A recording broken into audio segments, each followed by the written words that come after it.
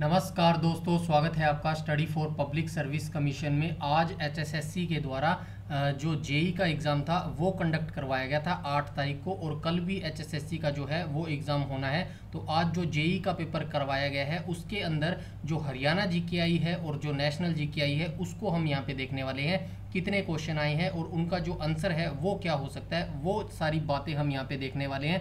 तो अगर आप एचएसएससी की किसी भी एग्ज़ाम की तैयारी कर रहे हैं तो वर्तमान में हमारे चैनल पर हरियाणा पुलिस कांस्टेबल की जो फ्री बिल्कुल बैच की जो सीरीज है वो चली हुई है। टॉप 500 क्वेश्चन हम करवा रहे हैं, एमसीक्यू विद जो उसका डिटेल्ड डिस्कशन है। तो एमसीक्यू 500 हम यहाँ पे करवा रहे हैं, वो सारे सब्जेक्ट ऑफिशियल जो हरियाणा पुलिस कांस्टेबल के नोटिफिकेशन में दिए गए हैं। साथ ही हमारी जो आरपीएफ की अगर आपने फॉर्म डाला है कांस्टेबल और एसआई का, तो उसके लिए प्रीवियस ईयर क्वेश्चन की जो सीरीज है वो स्टार्ट हो रखी है। तो उन सीरीज को भी आप जरूर से जरूर देख लीजिएगा। इस पर्टिकुलर वीडियो के अंदर हम देखने वाले हैं एचएसएससी जेई का जो एग्जाम आज हुआ है उसके अंदर हरियाणा जीके के कौन कौन से क्वेश्चन आए हैं, उनका क्या आंसर हो सकता है, और नेशनल जीके से कौन सा क्वेश्चन आया है उसका ऑफिशियल आंसर क्या हो सकता है। तो चलिए इस वीडियो को अंत तक देख लीजिएगा। अगर आपने एग्जाम दिया था तो इसके हम जो हरियाणा जीके है और नेशनल जीके के क्वेश्चन यहाँ पे देखने वाले। तो चलिए वीडियो को यहाँ पे शुरू कर लेते हैं। तो इसके अंदर ओनली हम सिर्फ हरियाणा जीके और जो नेशनल जीके है उसके ही क्वेश्चन यहाँ पे देखने वाले हैं। तो ये देख लेना, क्वेश्चन नंबर 80 कहा गया है, कलर मैं चेंज कर लेता हूँ। तो यहाँ पे कहा गया ताजे वाला जो बैराज है वो हरियाणा के किस नदी पर बना है। तो क्वेश्चन नंबर 80 का राइट ऑप्शन हो जाएगा ऑप्शन नंबर बी। तो ये यमुना नदी के ऊपर बना हुआ है। नेक्स्ट आ जाएंगे और देख लेते हैं क्या क्या कितने कौन से क्वेश्चन यहाँ पे दिए गए हैं। देख लेंगे, नीचे चलते चलेंगे हम, कोई दिक्कत नहीं है। जो आए हैं, ये एक क्वेश्चन यहाँ पे मिल गया है, रंगीन संगमर, ये नेशनल जीके से आया है। रंगीन संगमरमर के पत्थरों से प्रसिद्ध पार्थेनॉन या फिर वर्जिन का मंदिर कहाँ बनाया गया। तो कहाँ बनाया गया, ये हो जाएगा ऑप्शन नंबर ए। तो ये एथेंस के अंदर बनाया गया है। एथेंस कहाँ पे पड़ता है, ये यूनान के अंदर पड़ता है। इसका जो निर्माण कार्य था वो 447 ईसा पूर्व में करवाया गया था इसका निर्माण, और ये जो देवी है एथेना देवी को ये समर्पित है। तो क्वेश्चन नंबर 45 का जो राइट ऑप्शन हो जाएगा वो हो जाएगा ऑप्शन नंबर ए। तो एथेंस हो जाएगा ये राइट आंसर। तो क्वेश्चन नंबर 45 का right answer option number A हो जाएगा। नेक्स्ट आ जाएंगे, हम देख लेते हैं और कौन कौन सा क्वेश्चन यहाँ पे दिया गया है और देख लेते हैं। ये 87 को देख लेते हैं, एशिया का सबसे बड़ा कपड़ा बाजार हरियाणा में कहाँ पर स्थित है। तो ये कहाँ पर स्थित है, रोहतक के अंदर ये स्थित है। 87 का जो राइट आंसर है वो हो जाएगा ऑप्शन नंबर सी।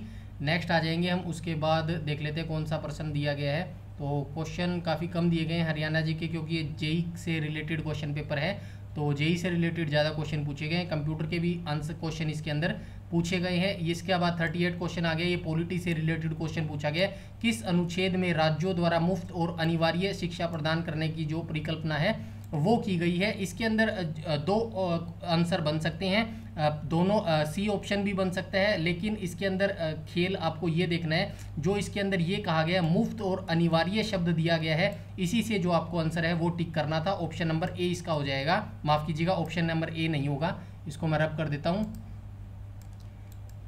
ये रब नहीं होगा क्या, ठीक है। इसका जो राइट आंसर है वो हो जाएगा ऑप्शन नंबर बी, 21 ए इसका राइट ऑप्शन हो जाएगा, क्योंकि यहाँ पे मुफ्त और अनिवार्य जो शब्द दिया गया है इसी से ये आंसर आपको लगाना था। क्योंकि 45 भी इसका आंसर हो सकता है, लेकिन जो अनुच्छेद 45 में ये कहीं भी नहीं लिखा गया, अनिवार्य जो शब्द है वो 45 अनुच्छेद में कहीं भी नहीं लिखा गया। जब अनुच्छेद आप 21 ए पढ़ेंगे तो उसके अंदर लिखा गया है मुफ्त और अनिवार्य शब्द ये लिखा गया है, तो इसी से आपको ये टैकल करना था क्वेश्चन नंबर 38 का राइट ऑप्शन हो जाएगा ऑप्शन नंबर बी। नेक्स्ट आ जाएंगे हम, क्वेश्चन देख लेते हैं और कौन सा है। तो देख लेते हैं और कोई सा क्वेश्चन यहाँ पे दिया गया है। वैसे क्वेश्चन कम दिए गए हैं यहाँ पे, कंप्यूटर के भी अच्छे खासे क्वेश्चन यहाँ पे पूछे गए हैं।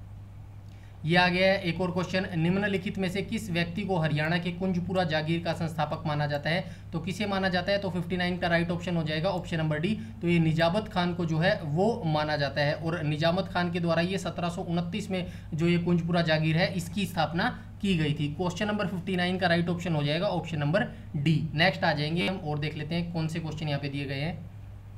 मैं जल्दी जल्दी चल रहा हूँ, आप आंसर इसका मिला लेना, जो भी क्वेश्चन पेपर दे के आया है।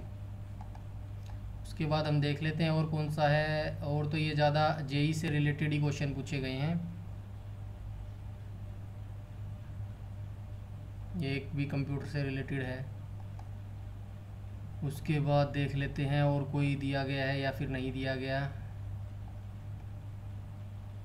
ये भी क्वेश्चन देख लेते हैं, वैसे तो है साइंस और एनवायरनमेंट से रिलेटेड हो सकता है। देख लेते हैं बायोमास में ऊर्जा का प्राथमिक स्रोत क्या है, तो कौन सा है प्राथमिक स्रोत, तो ये हो जाएगा सूरज। 96 का राइट ऑप्शन हो जाएगा सन, यानी कि ऑप्शन नंबर बी राइट हो जाएगा क्वेश्चन नंबर 96 का। उसके बाद देख लेते हैं यहाँ पे भारत का पहला आंगनवाड़ी केंद्र हरियाणा के किस स्थान पर लॉन्च किया गया था, तो कहाँ पर लॉन्च किया गया था, ये किया गया था हसनपुर सोनीपत के अंदर। ये जो भारत का पहला आधुनिक आंगनवाड़ी केंद्र था हरियाणा के हसनपुर सोनीपत में जो है स्थापित किया गया था।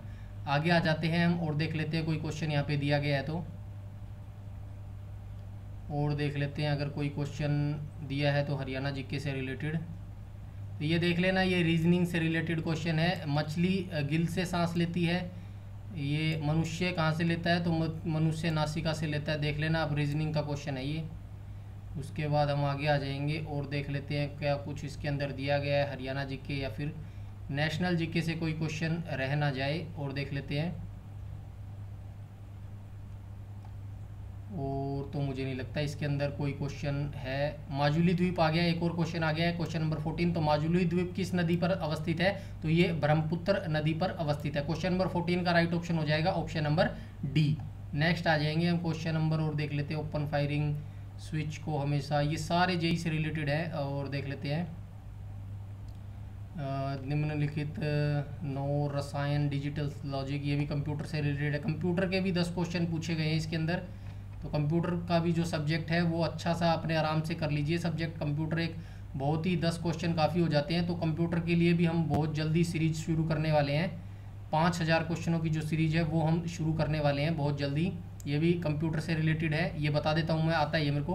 क्वेश्चन नंबर 70 का आ गया, डैश फंक्शन दी गई संख्या में टेक्स्ट को दोहराता है, तो कौन दोहराता है, रिपीट दोहराता है, राइट दोहराता है, मिड दोहराता है या फिर रैप्ट दोहराता है। तो क्वेश्चन नंबर इसका जो राइट ऑप्शन हो जाएगा वो हो जाएगा ऑप्शन नंबर डी। तो ये देख लेना, ये सेम ही ऑप्शन रखे गए हैं। फॉर एग्जाम्पल आपने आजकल देखा भी होगा, एक ट्रेंड चला हुआ है इंस्टाग्राम पे, 2-3 लड़कियां उसके अंदर डांस कर रही होती है और उसके ऊपर कुछ लिख देते हैं लाइन की, भाई एग्जाम के अंदर देखना ऐसे ही ऑप्शन मिलते हैं जिससे बच्चे पजल हो जाते हैं। तो ये जो एग्जाम्पल दिए गए हैं ना, ये रिपीट और जो रैप्ट ऑप्शन दिए गए ये सेम वैसे ही दिए गए हैं। राइट आंसर 70 का जो हो जाएगा वो ऑप्शन नंबर डी हो जाएगा, रैप्ट इसका राइट आंसर हो जाएगा। उसके बाद क्वेश्चन नंबर 17 को देख लेते हैं। सोलर एनर्जी टेक्नोलॉजी का उपयोग करने के मुख्य पर्यावरणीय लाभों में से क्या है, तो क्या है, ग्रीन हाउस गैस उत्सर्जन में वृद्धि, बिल्कुल नहीं।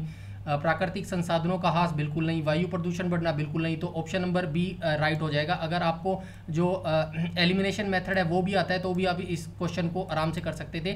CO2 उत्सर्जन में कमी और जहरीली गैस उत्सर्जन की रोकथाम। क्वेश्चन नंबर 17 का right option option number B हो जाएगा।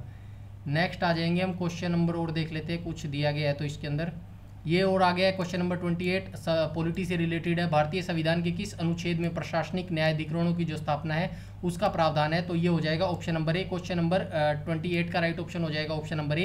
अनुच्छेद 323 ए के अंदर है भारतीय संविधान के प्रशासनिक न्यायाधिकरण की स्थापना का प्रावधान। नेक्स्ट आ जाएंगे हम और देख लेते हैं, कुछ दिया गया है तो इसके अंदर,